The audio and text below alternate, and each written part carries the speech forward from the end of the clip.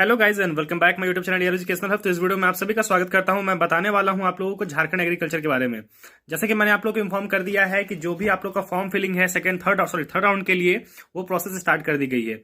अब आपको जानना है कि सीट कितने बचे हैं, सीट मैट्रिक्स क्या है, प्लस जो भी स्टूडेंट्स हैं क्या थर्ड राउंड के लिए आप एप्लीकेबल हो, क्या आप फॉर्म फिल कर सकते हो। और देखिए अब क्या है, थर्ड राउंड में आपका चार्ज लगने वाला है, तो क्या चार्ज भरे और हम लोग क्या एडमिशन ले सकते हैं, तो मैं पूरा इस वीडियो में आपको बताने वाला हूं। सबसे पहले हम लोग बात कर लेते हैं सीट मैट्रिक्स की कि कितने सीट अभी बाकी हैं। उसके बाद जो भी प्रोसेस है मैं सारा आपको बताता हूं, ठीक है। अगर मैं बात करूं, सबसे पहला आपको कॉलेज है रांची एग्रीकल्चर कॉलेज कांके। तो इसमें BC1 के लिए 0 सीट है, कोई सीट्स अवेलेबल नहीं है। BC2 के लिए 0, EWS के लिए 1 सीट है, SC के लिए 1 सीट है, ST के लिए 2 सीट है और जनरल के लिए कोई सीट्स अवेलेबल नहीं है। उसके बाद आपका है एग्रीकल्चर कॉलेज गढ़वा। गढ़वा में आपका BC1 के लिए 2 कॉल सीट बचे हैं।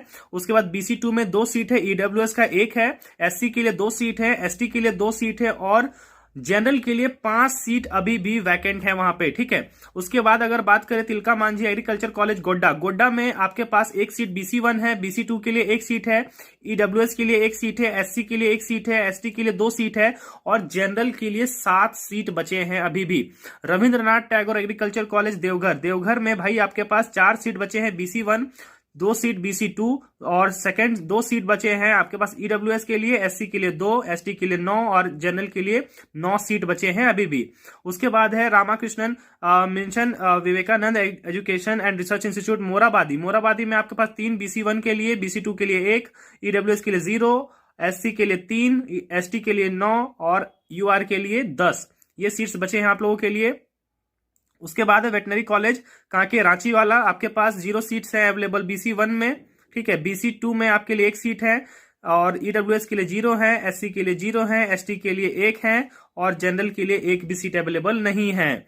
उसके बाद अगर मैं बात करें फॉरेस्ट्री का, जो कांके में है आपका स्थित है, इसमें आपको 1 सीट मिलेगा BC1 में, सीट खाली नहीं है BC2 में, EWS में 1 सीट, ST के लिए 1 सीट और जो आपका ST है उनमें 1 सीट और 4 सीट जनरल के लिए है।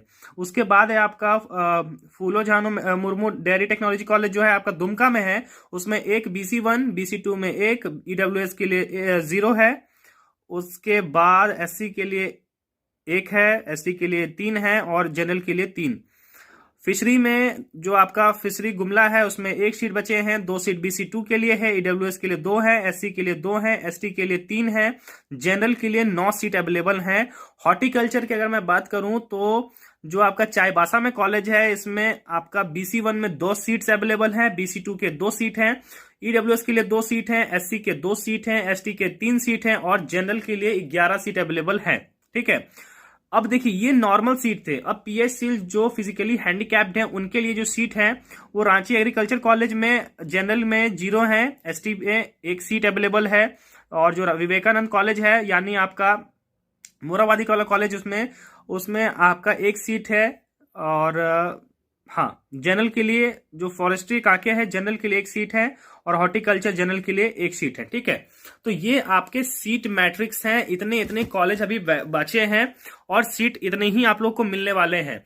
अब देखिए मैं आपसे फिर से कहूंगा कि जो भी स्टूडेंट्स जिनका रैंक लगभग 200 से ऊपर है वो फॉर्म फिल नहीं कीजिएगा। अगर आपको ऐसा लगता है कि मुझे कॉलेज मिल जाएगा तो फॉर्म फिल कर दीजिए, ये आपकी जिम्मेदारी बनती है। बट मैं कहूंगा कि अगर 210 220 अप्रोक्स आगे है तो फॉर्म फिल नहीं कीजिए, ये मेरा मानना है। बाकी आपकी मर्जी है। बिल्कुल मैं फिर से कह रहा हूं आप लोगों को कि मैंने बस बात कही है, वो आप पे डिपेंड करता है आप उसको फिल करोगे या फिर नहीं करोगे, ठीक है। ये आपकी मर्जी है। दूसरी बात अगर मैं कहूं कि जो भी स्टूडेंट्स कह रहे हैं फॉर्म फिल नहीं कर पा रहे हैं, तो सर देखिए सबसे पहले आपको थर्ड राउंड में उसमें पेमेंट करना पड़ेगा। जो भी गर्ल्स हैं उनको 250 अप्रोक्स और जो भी SC ST कैटेगरी है यहाँ पे BC1 BC2 है जो अप्रोक्स उनको लगभग 400, जनरल को लगभग 400 आपको अप्रोक्स यहाँ पे करना है। तो मैं फिर से कहूंगा कि आप लोग को पेमेंट करना है, देन उसके बाद ही आप चॉइस फिलिंग कर सकते हो, ठीक है। तो जिन्होंने भी अभी कुछ इस पहले मैंने कमेंट पढ़ा उसमें स्टूडेंट ने कहा है मुझे कि सर मैंने सेकंड सिटिंग में फॉर्म के लिए पैसा भरा था और मुझे कॉलेज अलॉट नहीं हुआ है। तो सर ऐसा नहीं है, सेकंड राउंड में आपसे पैसा नहीं लिया गया था, थर्ड राउंड में आप लोग से पैसा लिया जा रहा है, जो भी कॉस्ट पहले था, यानी आप स्टार्टिंग से फिर से फॉर्म फिल कर सकते हो। सारे सर्टिफिकेट ध्यान दीजिएगा, अगर सर्टिफिकेट नहीं है तो बिल्कुल आपका एडमिशन नहीं हो पाएगा। ईडब्ल्यूएस जिनके पास है उनकी वैलिडिटी चेक कर लीजिएगा, अगर वैलिडिटी नहीं है तो फिर आप फॉर्म फिल नहीं कर पाओगे, वेस्ट है। तो ध्यान दीजिएगा, जिनका मार्क्स आपका लगभग 210 के ऊपर आ गया है, जनरल कैटेगरी तो समझ लीजिए नहीं होगा, अदर कैटेगरी है तो आप समझ लीजिए। देखिए, फॉर्म भरने से मैं मना नहीं कर रहा हूं, बस मैं ये कहना चाह रहा हूं कि जब जान रहे हो एडमिशन नहीं होना है तो फिर उसमें एडमिशन में काउंसलिंग में डालना ही क्यों है, ठीक है। बाकी जो हाई रेंज के हैं वो तो भूल ही जाओ भाई, एडमिशन तो बिल्कुल नहीं होगा, तो बिल्कुल नहीं डालिएगा काउंसलिंग में।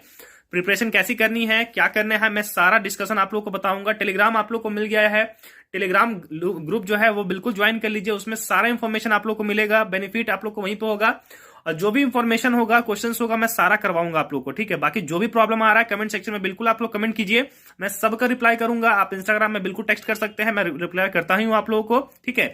तो आई होप आपको ये वीडियो पसंद आया होगा। तो जो भी चैनल पर न्यू है, चैनल को सब्सक्राइब कर बेल आइकन प्रेस कर लीजिए। मिलते हैं आपसे नेक्स्ट वीडियो में, तब तक के लिए धन्यवाद।